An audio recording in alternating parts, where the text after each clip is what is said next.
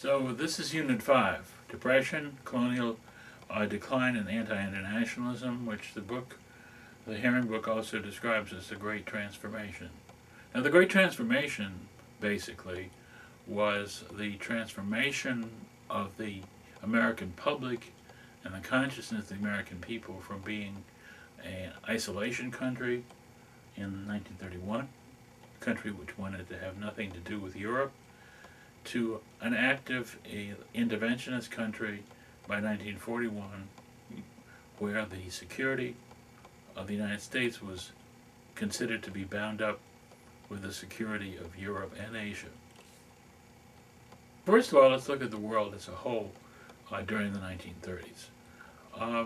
The Depression in this country had a profound effect on the Depression in Europe, because American banks and American bankers essentially were underwriting the reparations program through the Dawes Plan because Americans were investing heavily in the economies of both Western and Eastern Europe.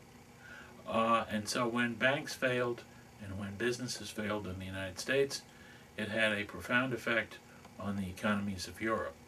The first major economic catastrophe was the stock market crash of 1929. But then there were bank failures and also widespread unemployment in Europe later. So the European Depression was really touched off by the stock market crash of 1929. Germany was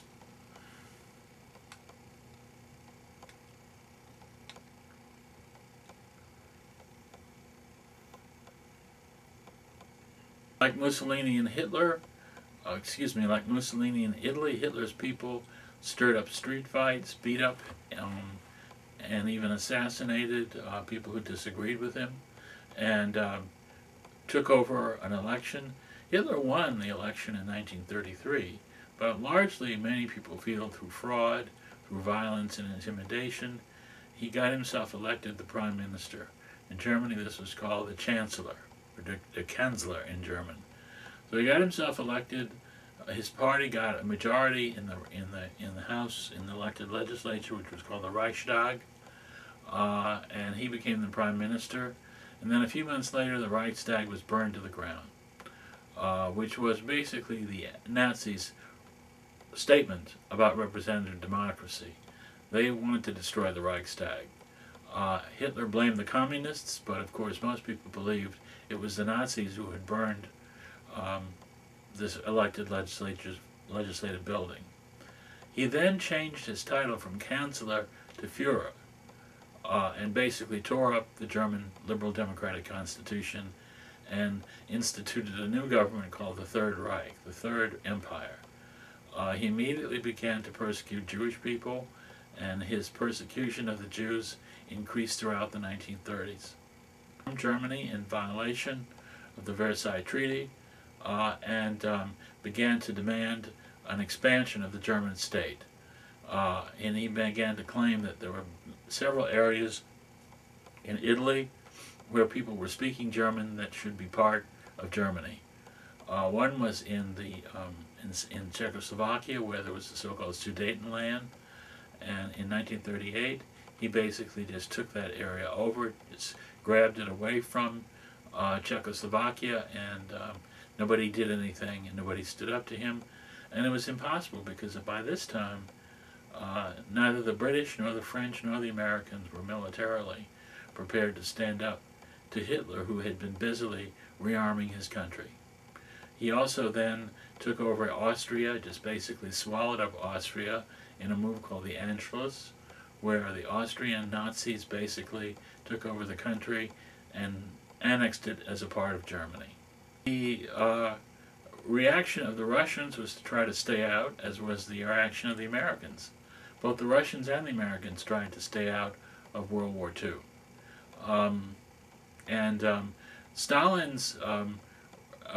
Stalin's reaction was to try to make deals with Hitler and to try to keep him from attacking the Soviet Union. So he actually, in 1939, made a non-aggression pact. It wasn't a treaty, but it was basically an agreement between the Germans and the Russians, they wouldn't attack each other. Now, the United States.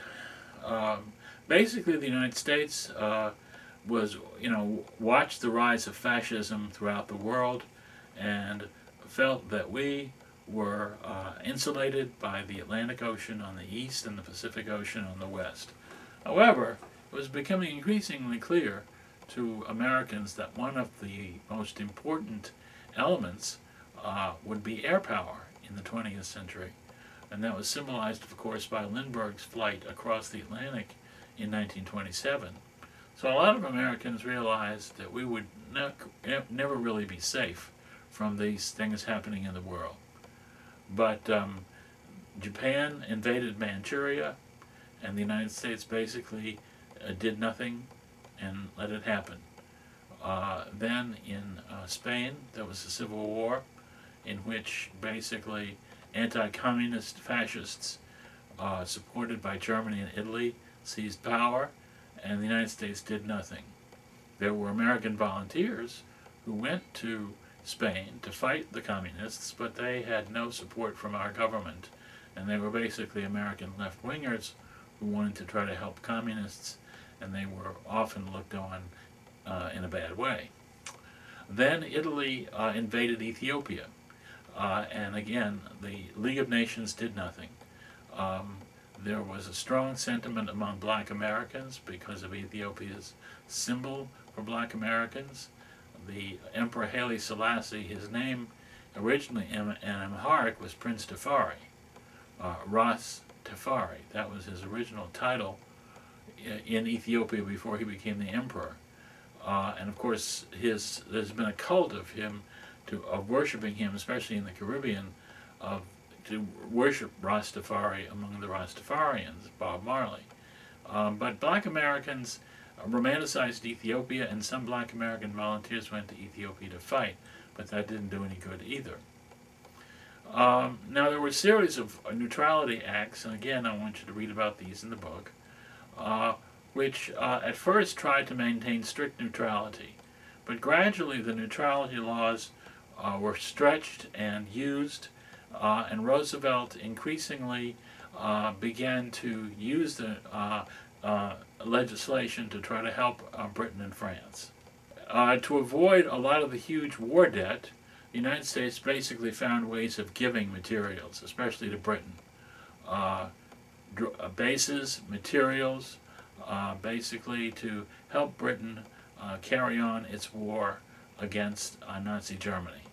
Meanwhile, the United States began to mobilize because even those people who did not want us to actively get involved in Europe were thinking that we were going to get attacked. So they were looking forward to see the United States get attacked either by Japan or by Germany.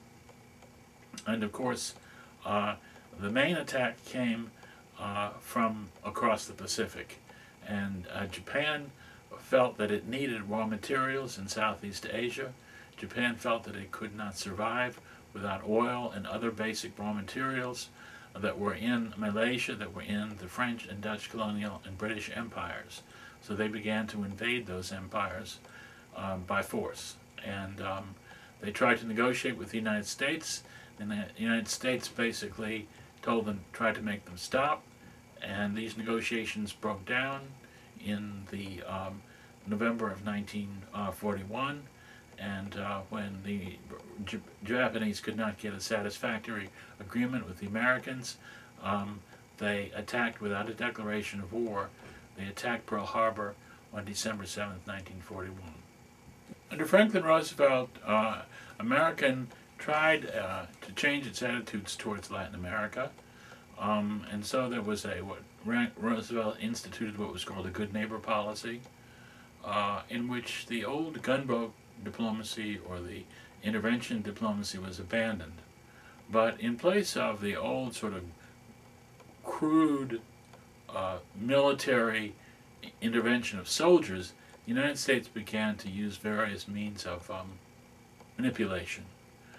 In Nicaragua, in the Dominican Republic, in Mexico, the United States basically let it be known that it supported certain people who were friendly to American interests and opposed usually leftists who wanted to take over American business holdings. And so the United States was responsible for several, the overthrowing, especially in Cuba.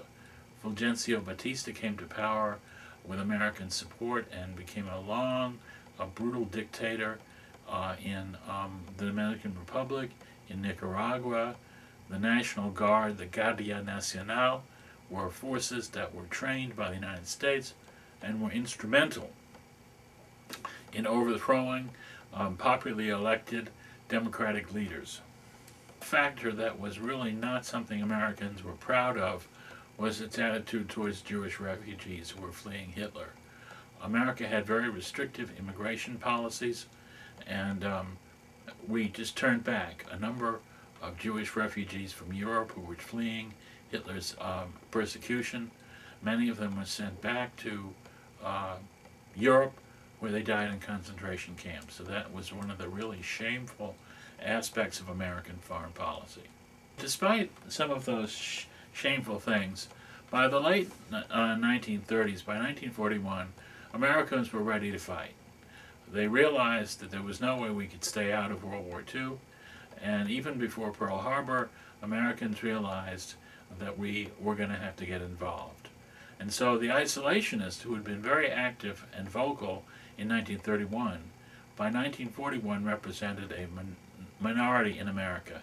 And the great transformation was the shift from isolationism to armed interventionism. And so that was really the great transformation. Just before Pearl Harbor, Roosevelt and Churchill met on a ship in the North Atlantic in August of 1941, which really was the first of the major wartime conferences. It was a secret meeting, however, but they issued a joint declaration of principles, basically outlining the goals of the American and democratic governments and societies, which came to be known as the Atlantic Charter. It was a broad statement of moral principles, like some of the other previous statements, but unlike the other previous statements, it did, in fact, become institutionalized in the United Nations. So the Atlantic Charter became really a watchword for the American people as they fought World War II. And so by 1941, Americans realized there was no way they could stay out, and that not only that, but that after this war was over, they were determined that this would be the last World War, that somehow something had to be done so that this couldn't happen again. And so there was this fundamental shift in Americans viewed their country and the world. That was the Great Transformation, which we will see in the next module.